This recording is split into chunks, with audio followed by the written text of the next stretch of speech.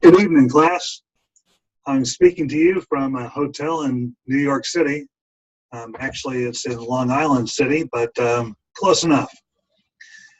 Anyway, I wanted us to get to work on Class 4 and all the activities associated with that. I wanted to share, first of all, some of the things we're going to be doing. So let me make sure I can share the screen properly.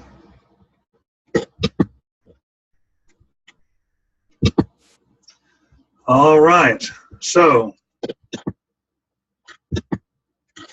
as you can see, we're going to start off with good things. Then we're going to get to my presentation, which is going to include reviewing chapters 7 and 8.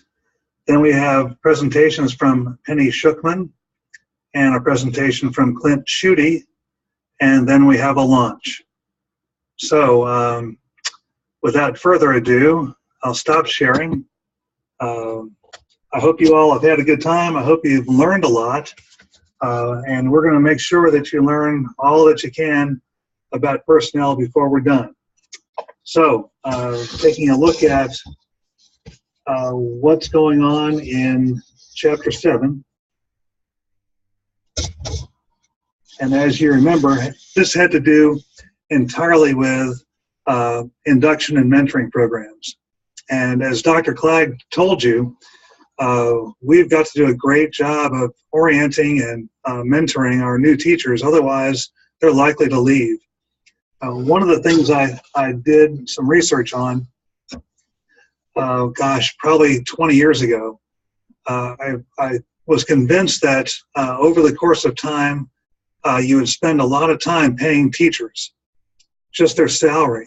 So I actually did the math on this, and back then our base salary was like $26,000. And so what I figured in was just an ordinary 2.5% increase per year, compounded over 30 years. Then I added up all those numbers, and sure enough, the number exceeded $1 million. So we did a presentation about, it was actually entitled, Treat each of your teachers, each of your new teachers, like they're worth $1 million, because they are. So when you think about that, and you think about how important it is to bring in new teachers, to orient them well, to support them, and to make sure they're successful, when you think about most orientation programs, you have a couple of days, typically. You make sure the business office takes care of signing them up for all the paperwork. They meet a mentor probably. They have lunch with the mentor. They get to do some questions and answers. They may meet their principal, and then they may spend the rest of the day working with their mentor. In really good places, they don't leave this to chance, and mentors are given very specific training. And that training helps them to know what to do to help new teachers to be fully oriented and brought on board in a positive way. So treat each of your new teachers like they're worth $1 million, because they are.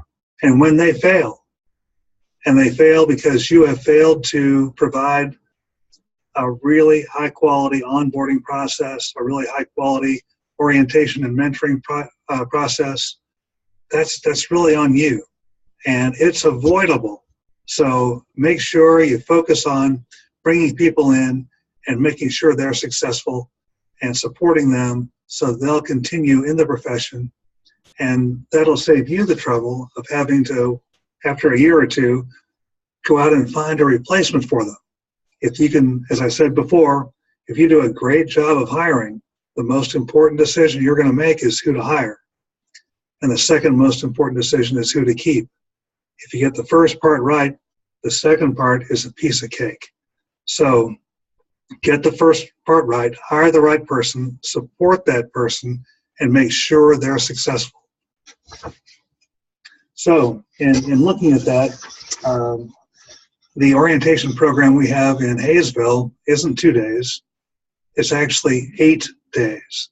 And during that time, we do the usual orientation of here's the business department, here's the personnel paperwork, the payroll paperwork, the business office paperwork, all of that. But we do more. We have a teaching model that we use called Literacy First, and we require that of all of our teachers. And so we put all of our teachers, especially the new ones, through 3 days of training in Literacy First. In addition, we also require all of our teachers to use Capturing Kids' Hearts, which is a program that teaches mutual respect. That also is another 3 days. So when a new teacher comes to us and we want them to be well prepared from the first day that they have students, they're going to know our teaching model and they're going to know how to implement Capturing Kids' Hearts in each of their classrooms. That's pretty high quality. They also get assigned a mentor, and that mentor has received training and will meet with the mentee, the new teacher, throughout the year. They'll have structured meetings, they'll have unstructured meetings, and we want to make sure that we can answer all the questions that they have so that they feel fully supported and look forward to coming back for a second year.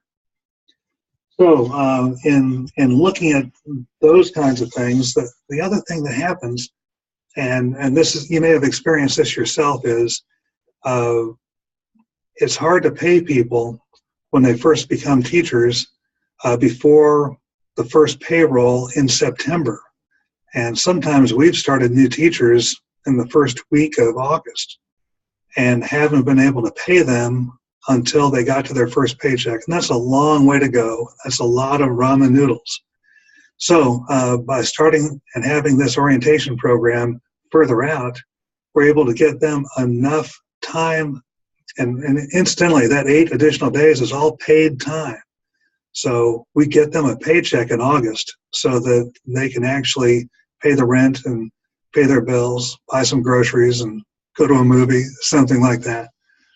So when you're bringing new teachers in, when you're the principal, you're going to make sure that they have a great experience and that you orient them to all the things that you expect of your teachers, and that you have a high quality mentor for them to help fill in the gaps.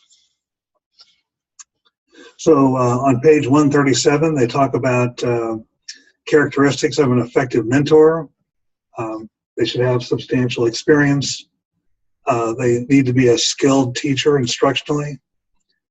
They need to ask the right questions and provide the right answers. They need to accept alternative ways of doing things. They need to model the principles of lifelong learning. They need to be enthusiastic about teaching. They need to act like they like students. They need to be sensitive when they provide constructive feedback. They need to be active listeners. They need to exhibit flexibility and a sense of humor.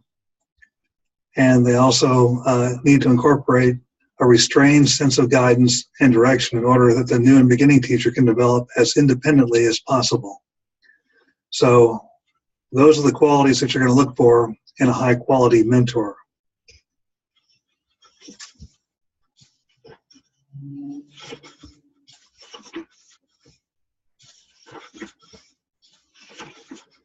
All right, now moving on to Chapter 8, Personnel and Adverse Situations. One of the things that I need to stress to you is the importance of documentation. And there's actually some phrasing that I learned a long time ago in terms of documenting and working with teachers. I want to share that with you. Once again, I've got to share appropriately. So we'll share the screen. And the documentation protocol is as follows. It didn't happen if you didn't see it, and you didn't see it if you didn't write it down.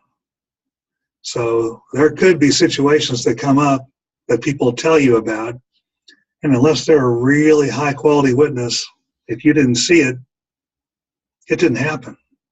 So when you're around and you're scanning the environment, when you see something, then it's really important that you write it down, even if you never use it. Because if you don't write it down and you leave it to your own memory, memory can get faulty. And if you get into a legal battle, chances are, as fast as justice moves, you may not get into court for a year and a half. And if you're just relying on your memory, the opposing attorney will really hurt you. So you need to have notes, and it didn't happen if you didn't see it. You didn't see it if you didn't write it down. So the judge can allow you, if you have notes that you've taken, they call this contemporaneous notes, notes taken at the time of the event. A judge can allow you to use your notes on the witness stand. I've seen this done, and I didn't know that you could do it, and I was at a tremendous loss. Meanwhile, the person with DCF, SRS back then, had all of her notes and was able to use that in creating her testimony. So make sure you write things down. It's very, very important.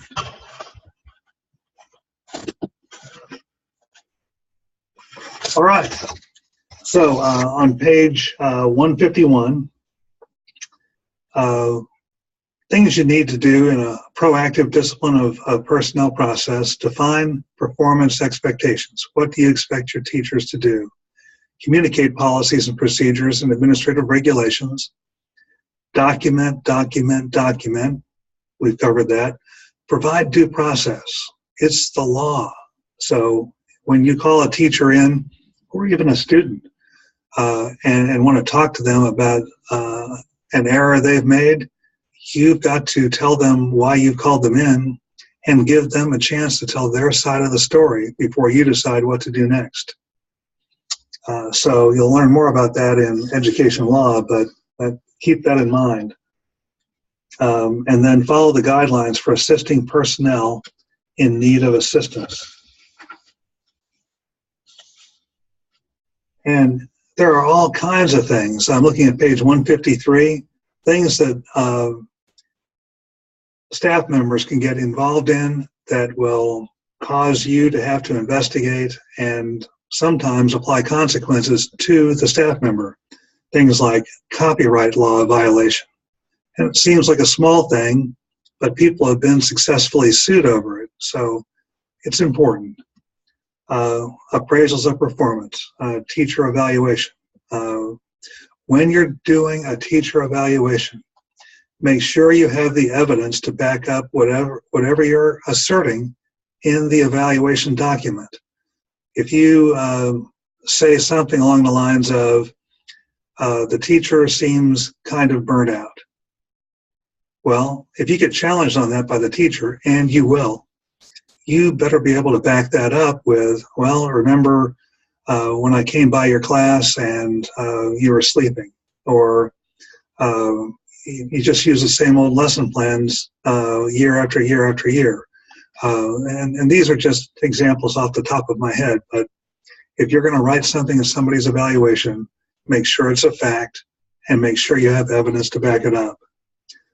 Communicable diseases, hiring considerations. We've talked about a lot of that earlier in the class.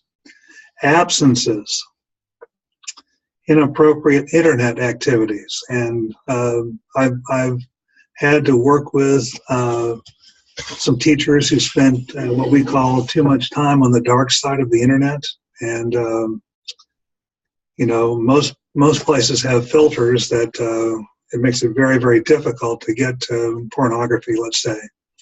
And yet, I've had at least one case where, well, let's back up a step. Let me help you understand what it looks like.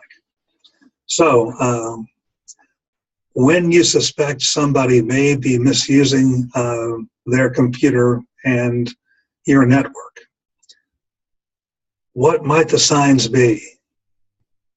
And what you'll find is someone who spends a lot of time on their computer, especially off school time, and in some cases by themselves, and in one case in particular, with the computer, so it only showed the screen to him in the corner. So in this one particular case, the gentleman spent a lot of time on his computer, and the other thing is they never produce a product. They spend a lot of time on their computer, and in which case that would be fine if they were working on a big project, but they don't ever produce anything. So a lot of time on a computer, a lot of time when school's out, they're in school looking at their computer. They're kind of secretive about it. And what happened in this particular case is I had my technology facilitator go in and check the cache of this teacher's computer. And remember, the computers belong to the school district. Teachers don't have any expectation of privacy with what's on their computers that the school owns. So he took a big jump drive and copied over everything this guy had been looking at for the last few days. And it was hideous. I mean, it was X-rated, triple X-rated pornography. So what do you do? So I contacted the attorney at the Kansas Association of School Boards and talked it over with her. And while I was talking with her, I asked her if it might be a good idea, because I knew this person was a member of the association, to contact the UNISERV director to see if they might be of some assistance in this case. And we decided to try that. And so I did contact the UNISERV director, and he actually said, oh gosh, we have 2 or 3 of these idiots every year. They get on the wrong side of the internet and they get caught, and there's nothing we can do to save them. I said, well, could you talk to him and maybe kind of coach him that the board is willing to pay off his contract in exchange for his resignation? This was, in January. And so the UNISERV director talked to him. He decided that that was the honorable thing to do, and came into my office and tendered his resignation. And we had a separation agreement. And the separation agreement indicated that the only person able to give a recommendation for him would be me as the superintendent, and I could only provide information from his most recent evaluation, which didn't include anything that had occurred in this particular case. So one of the key things, and I know Dr. Clagg stressed it, I'm going to stress it again. When you're hiring somebody, you've got to do a reference check. You absolutely have to do it. And if you don't, you can get burned pretty easily. You'll get a good feeling. You may only have 1 or 2 or 3 candidates, and this one's a high flyer, you think, and just feels right in your gut. And so you decide, well, I'll just go ahead and make the offer without doing a reference check. Well, there was no reference check made, and the next thing I know, it's the middle of the summer, and this guy has been hired by a district 40 miles away. No one ever called anybody. They had trouble finding teachers in that subject area, and he seemed like a good one, and so they hired him. And he did it again, only it was much worse. A kid walked in on him while he was watching porn with his pants around his ankles. It was awful. He didn't get a separation agreement that day. So it gets worse, because the next summer I get wind that he's on the agenda in a neighboring school district to be hired as a teacher. And word gets back to the superintendent, not by me, about what he had done to lose his job in my district. And they pulled his contract from the agenda of the school board meeting that night. Now, I don't know what he's doing now. I don't think he's teaching, but make the reference check. And when you do, ask hard questions. Ask for evidence. You can start off easy and say, what can you tell me about this teacher? But then you're going to want to know, okay, in terms of instruction, are they a strong teacher? And if you get a yes, then say, what evidence can you give me that would support that? And if they really are good, then the principal can tell you all kinds of things off the top of his or her head. If they're just trying to get them a job or get them to leave the current position that they're in, they may say, sure, but then not be able to back it up. So always, always, always do the reference check. You will not regret it ever. If you don't, there's a good chance you will. So there will be sexual harassment issues that will come up, different disciplinary actions. One thing to remember too is, and this is kind of strange because it sounds like it's a punishment, but if something occurs and you want to fully investigate, but having the teacher or teachers around might be detrimental, you can actually suspend the teachers with pay, and that's not considered to be discipline. So if you had a situation where you had a couple of teachers who were married to other people who were having an affair at school, and they were walked in on, and luckily they were just kissing, but they were kissing, and a student walked in on them and reported that to the principal. There may be need to do some further investigation without having them around to influence anyone. So you can suspend them with pay pending the outcome of the investigation. Now, if you find out more stuff and it's worse, then you'll need to talk to your attorney about how to proceed. If there's nothing else there, or if the student was mistaken, then it's not viewed as punishment. So file that away. It might be good to know at some point. Academic freedom.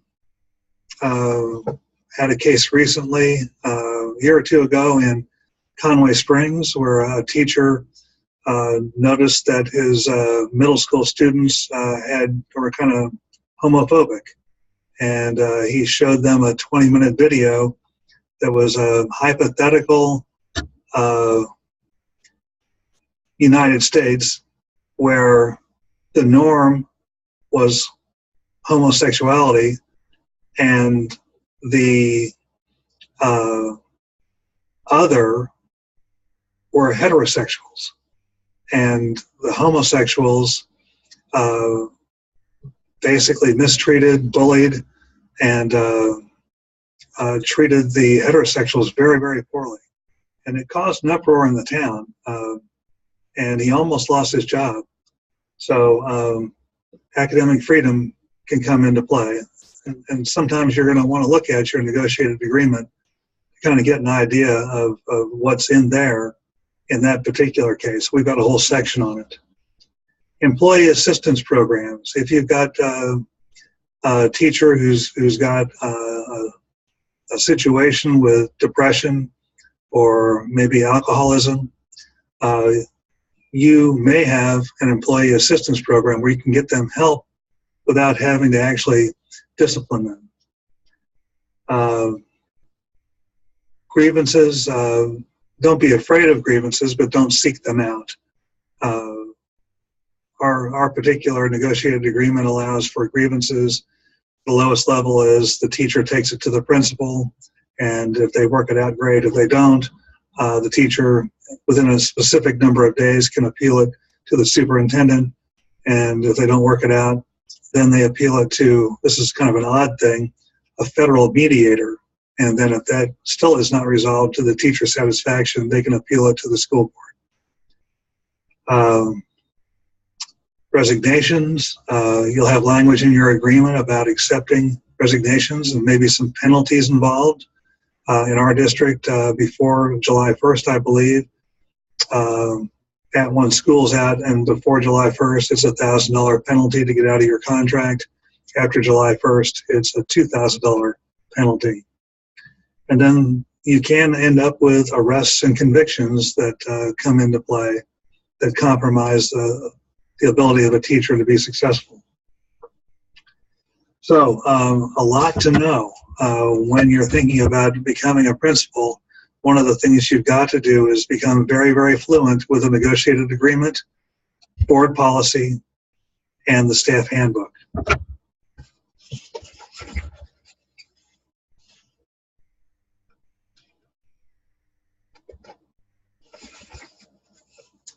Okay, we talked a little bit about due process. I'm on page 156. And so just remember, you can't just accuse somebody of an infraction and then penalize them. You've got to give them a chance to tell you their side of the story.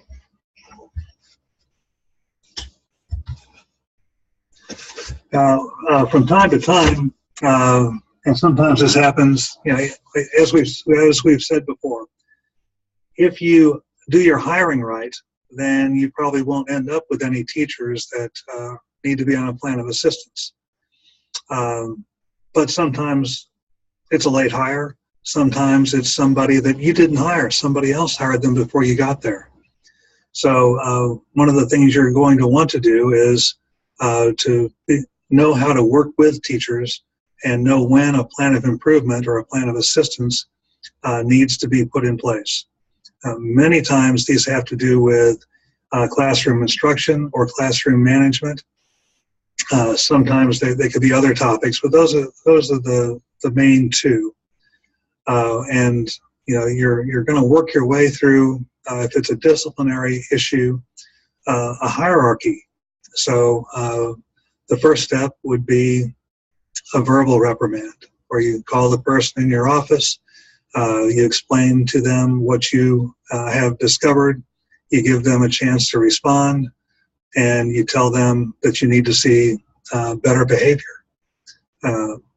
You don't want to have any more of what caused them to come to the office. If that works, great. If it doesn't work, then the next step will be a written reprimand. Now, a written reprimand is quite a bit more serious, and it is in writing. You specify what the teacher did that has caused the conference. You also then specify what you want to have happened and by the date that it needs to happen. And then you need to include the scary clause, as I call it. And the scary clause is further infractions or further incidents may result in the non-renewal or termination of the teacher's contract. And we use the word may to give us wiggle room, because the next thing that happens may not be severe enough to actually warrant a non-renewal or a termination. So you use may because it's permissive and not shall, but the point usually gets there. Now, if that works, that's great, and we hope it will. If it doesn't, then you need to start talking about non-renewing the teacher's contract. You need to check your negotiated agreements to see what all is entailed in that. There are some districts that basically a few years ago when the legislature pretty well eliminated tenure, they allowed tenure to stay in their negotiated agreement. Other districts, my district has something that's referred to as fair dismissal, where if a teacher is to be non-renewed, they can appeal that and bring somebody with them who's not an attorney to support them as they appeal that to the Board of Education. So we haven't had any of those yet. And then keep in mind, too, there's a difference between someone who's tenured or experienced and somebody who's in their first 3 years of their contract. So when you have somebody who doesn't have what they call a property interest in their job because they haven't been on the job long enough, you don't have to give them reasons. So in the event that happens, and in many districts, we have a time that we call it, it's sort of like Black Friday, and it's usually the Friday before spring break.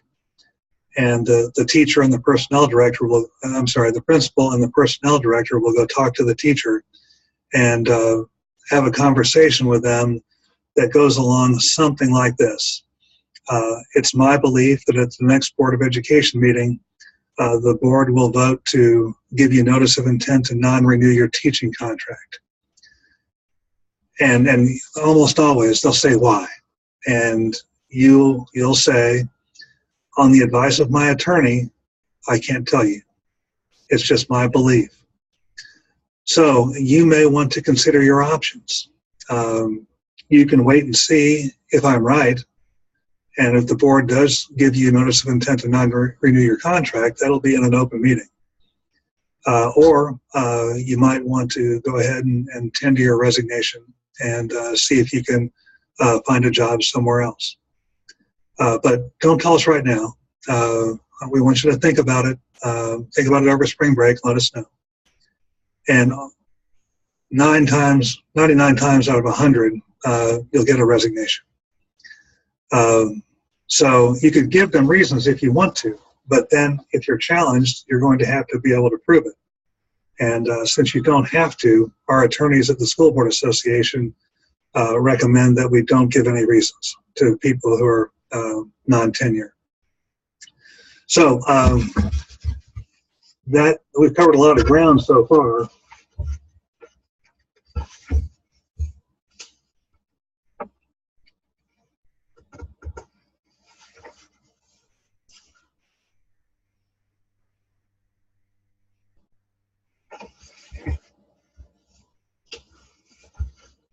On page 164, it mentions effective school principals realize that at various times during their tenure, a great deal of their responsibility in interacting with campus personnel will relate to their ability to handle and counsel employees who are struggling with troublesome factors. These factors include, but are not limited to, the following areas of serious consideration.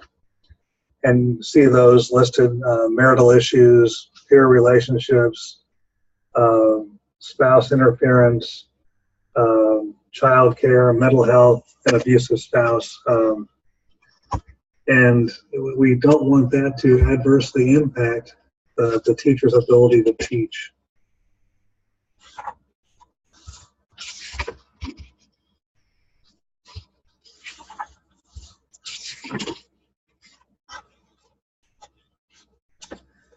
So when you get a chance, most of you will have your negotiated agreement online on your website of your school district, and I would urge you to read through that and imagine what would happen if you were the principal, and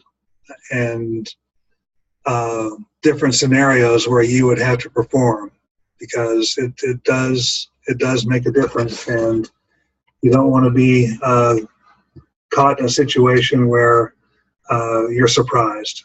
You want to make sure you use your lifelines, keep your superiors,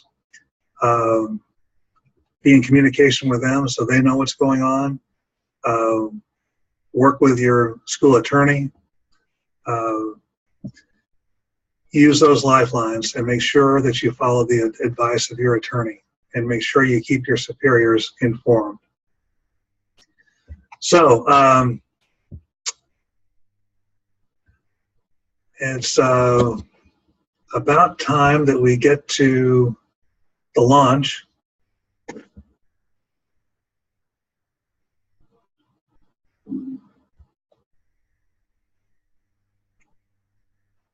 And just give me a minute to get to that.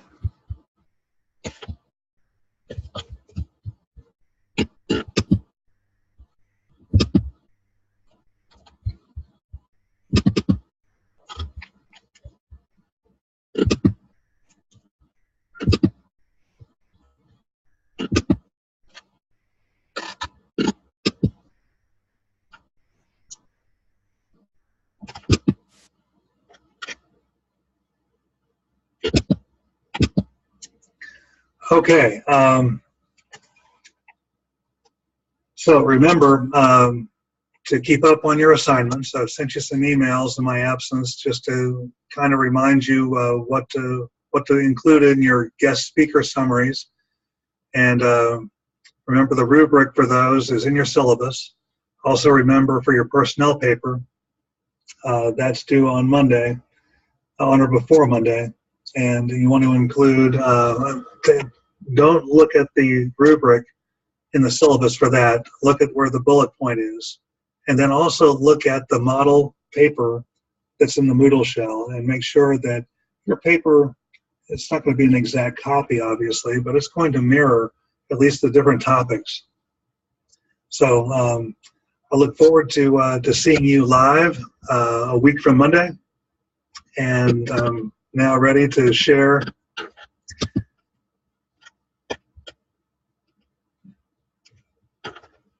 the launch. 64 hours is a long time to go without the positive affirmations of a caring adult. By Monday morning, many of our students will have done just that. On Monday morning, don't let another hour pass. Let them know, I see you.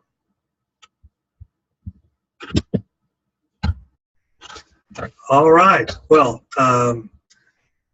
this is a lot harder than it looks. So I have an appreciation for people who talk on the radio and don't have anybody to interact with. I look forward to seeing you on a week from the 4th of July, on July 11th. So have a great holiday weekend.